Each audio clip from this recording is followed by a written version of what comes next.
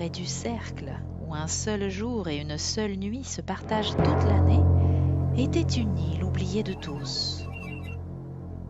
Seul le ciel sombre traversait d'éclairs et l'océan glacé savait que cet endroit existait. Il y avait là une maison à moitié enterrée.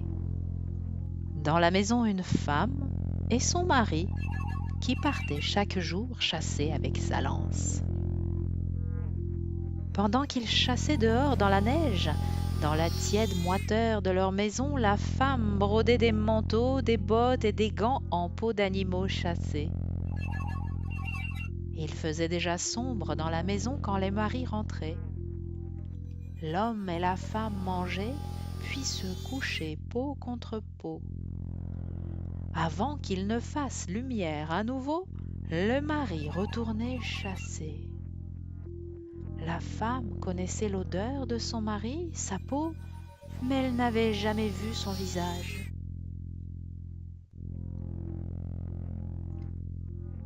Ce sombre matin, il est sorti chasser comme toujours. Elle faisait semblant de dormir.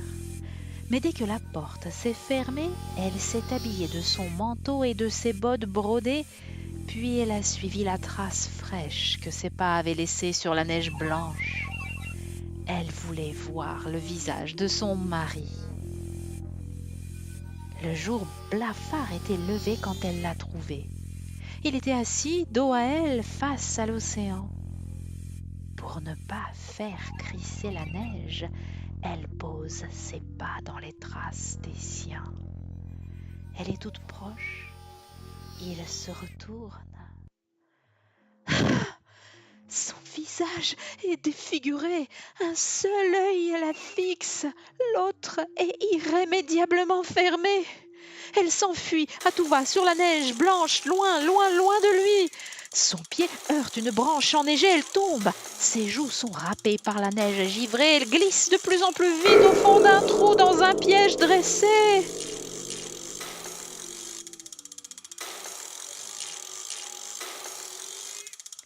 Plus rien. Silence. Longtemps passe. Elle a froid. Puis une main géante passe par le haut du trou. C'est une main d'ogre qui l'a saisie comme un petit animal. Puis l'autre main lui enlève son manteau et ses bottes brodées. Toute nue, elle est jetée au fond d'un terrier. Elle tremble, la terre du terrier est glacée. Le froid la saisit jusqu'à l'os, elle se met à pleurer. Tout à coup, une voix d'en haut. Chut! Arrête de crier! Tends la main en haut et prends un vêtement pour te réchauffer. Elle sursaute, mais la voix ne paraît pas menacée. Dans l'obscurité complète, elle lève doucement un bras au-dessus de sa tête. Il y a là comme une perche en bois. À la perche est suspendu un panier. Elle plonge la main dans le panier. Dedans un manteau doux et léger. Elle le saisit. Il est fait de plumes noires. Vite, elle l'enfile sur un bras, puis essaye de passer l'autre. Le manteau est trop petit. Tu n'as pas pris le bon, dit la voix d'en haut. C'est celui d'un oiseau. Cherche encore. Elle pose le manteau de plumes et lève ses deux bras vers le panier. Elle fouille. Là, une robe de peau, douce, chaude et souple. Elle la sort du panier et la met, puis elle trouve des bottes. Et enfin, un manteau de fourrure bien chaude qu'elle passe sur son dos. Elle rampe dans le terrier. Voici, par là, la sortie. Elle s'échappe dehors. Il ne fait pas encore nuit. Elle court vite sur la neige et se retourne sans cesse, car elle se sent suivie.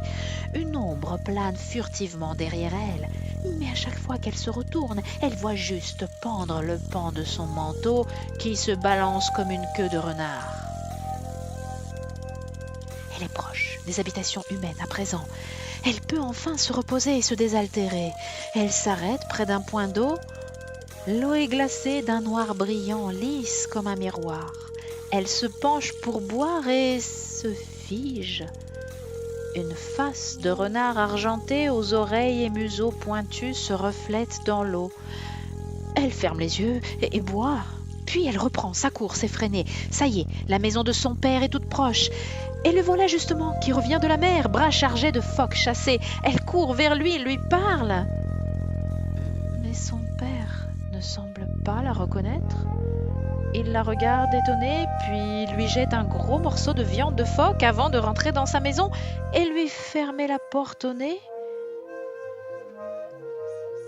La femme essaye d'ouvrir la porte de la maison, mais son manteau de fourrure noire et blanche la gêne. Elle essaye de l'enlever, mais rien n'y fait. Elle a 2 oreilles, un museau pointu et une longue queue de renard argenté.